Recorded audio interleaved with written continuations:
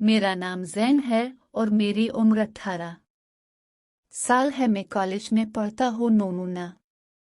ये कहानी मेरी बहन और मेरे कजिन की एक मज़ेदार कहानी है, जिसको सुनकर अच्छों की मुँह से लाल टपकने लग जाती है।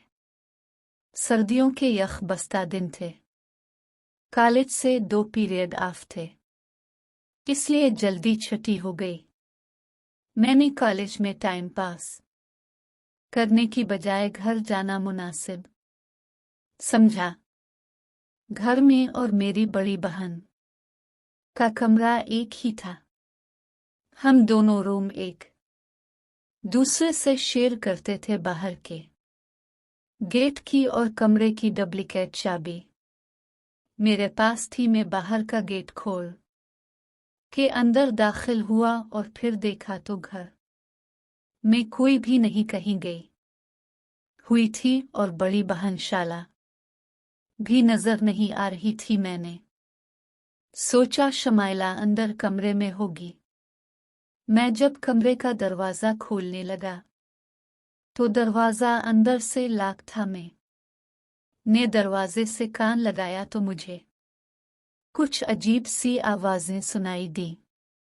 मैंने चाबी से दरवाज़ा खोलने के बजाय अंदर देखने का प्रोग्राम बनाया और एक स्टूल ला कर उस पर चढ़कर रोशनदान से अंदर झांका तो अंदर का नज़ारा देखकर मेरे तो इस उड़ गए।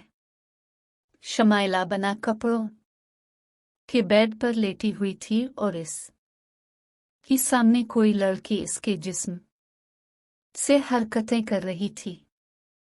ये मंजर देख कर मेरे होश उड़ गए। शमाइला की आवाज़ों पूरा कमरा गूंज रहा था। दूसरी लड़की जिसकी तंज़्म अभी तक नहीं देख पा रहा था, वो मुसलसल शमाइला के साथ छेड़छाड़ कर रही थी।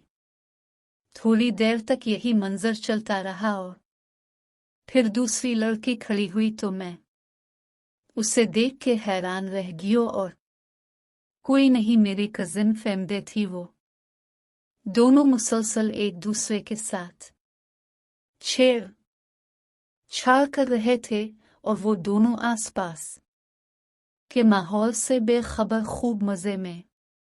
यकदम मेरे जहन में अपनी बहन और कजिन को इस हाल में देखकर इनका फ़ायदा उठाने का ख्याल आया और मेरे जहन में अजीब अजीब से आयालत पैदा होने लगे और मेरी भी शहवत उभरने लगी। मैं नीचे उतरा और आहिस्ता से चाली निकाल के दरवाज़ा खोल के अंदर दाखिल हो गया। मेरे एकदम अंदर जाने से वो दोनों गिरा गई और डर गई। फहमीदा जल्दी से ऊपर से नीचे उतरे और अपने जिस्म को कंबल से ढक लिया और शामला ने भी कंबल का एक सरा अपने जिस्म में डाल लिया और दोनों का रंग फीका हो चुका था। शमाइला खौफ के साथ, भैया आप आज इतनी जल्दी आ गए और दरवाज़ा तो नाक कर के आते हैं। मैं गुस्से के साथ, मुझे नहीं पता था कि तुम दोनों इतनी गैर अखलाकी हरकत कर रही हो। क्या है ये सब? शमाइला हकलाते हुए बोली, भैया सॉरी, हम वो ऐसे ही लगे हुए थे। मैं क्या सॉरी?